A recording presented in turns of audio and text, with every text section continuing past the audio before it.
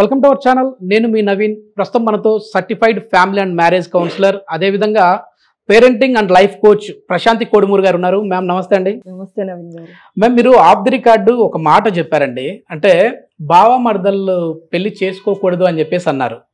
అంటే ఇక్కడ మనం సినిమాల్లో చూస్తే వాళ్ళిద్దరి మధ్యన బాండింగ్ అనేది చాలా సరదాగా చూపిస్తూ ఉంటారు. ఆ హీరో హీరోయిన్ అనమాట వాళ్ళు. మామగారు అత్తగారు వచ్చేసి విలన్ లాగా చూపిస్తూ ఉంటారు. ఫైనల్ గా వాళ్ళ ప్రేమను సక్సెస్ చేసుకొని పెళ్లి వరకు వెళ్తా ఉంటారు.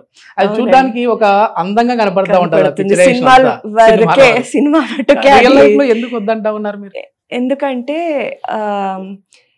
ఇది క్లోజ్ రిలేటివ్స్ మధ్యన రిలేషన్షిప్ వల్ల పుట్టబోయే పిల్లలకి కొన్ని రకాల ప్రాబ్లమ్స్ రావచ్చు. ఫిజికల్ కానీ మెంటల్ ప్రాబ్లమ్స్ తో కూడా పుట్టొచ్చు అనమాట. మోస్ట్లీ మన తెలుగు రాష్ట్రాల్లోనే ఇలాంటి వస్తుంది మేనరికాలు అనేది. సో ఇది కూడా ఎందుకంటే ముందు కాలంలో డబ్బు అనేది వేరే వాళ్ళు రావద్దు మధ్యలో, మనలో మనము చేసుకోవాలనేసి అలా చేశారు. కానీ ఇప్పుడు సైంటిఫిక్ గా చూస్తే కొన్ని స్టడీస్ ఉన్నాయి.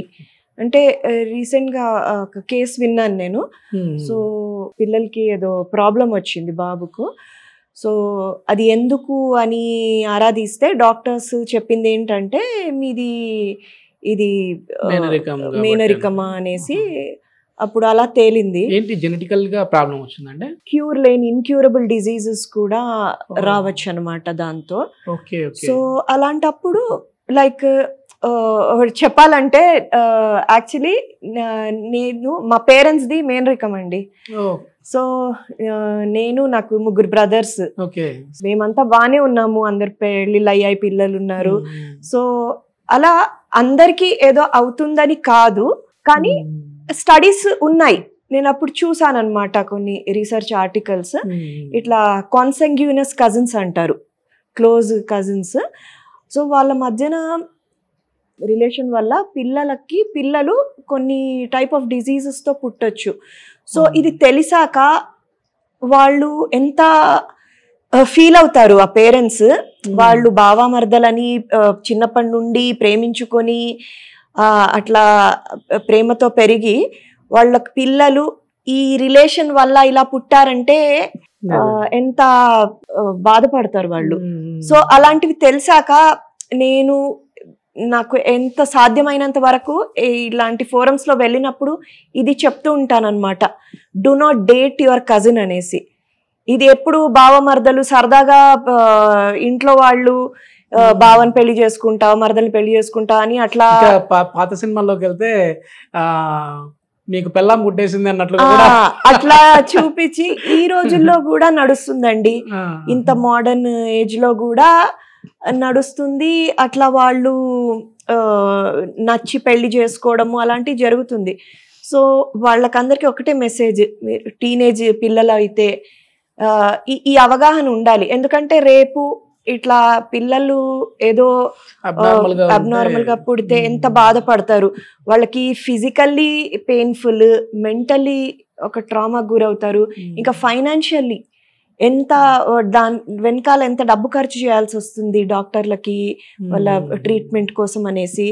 సో ఇవన్నీ తెలిసి కూడా ఏంటంటే మ్యామ్, డబ్బు ఖర్చు అనేది ఎందుకంటే మన కళ్ళ ముందే పిల్లలు ఆ విధంగా ఉన్నారంటే ఆ బాధ ఇంకా ఎక్కువ చాలా కదా.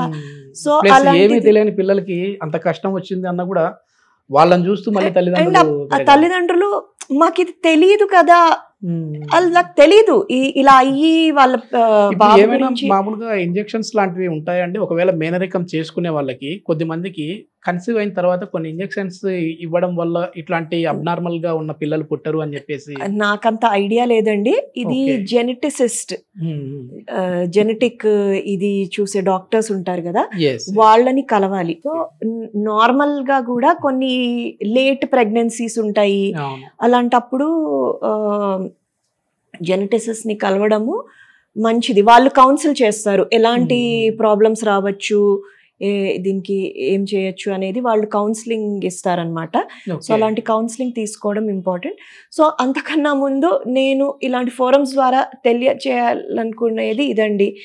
ఎవరి కూడా పేరెంట్స్ పిల్లల్ని బావమర్దల్ని పెళ్లి చేయాలని కోరుకోవద్దు. వాళ్ళలో అలాంటి భావనలు కలిగేటట్టు మాట్లాడొద్దు ఫస్ట్ ఆఫ్ ఆల్.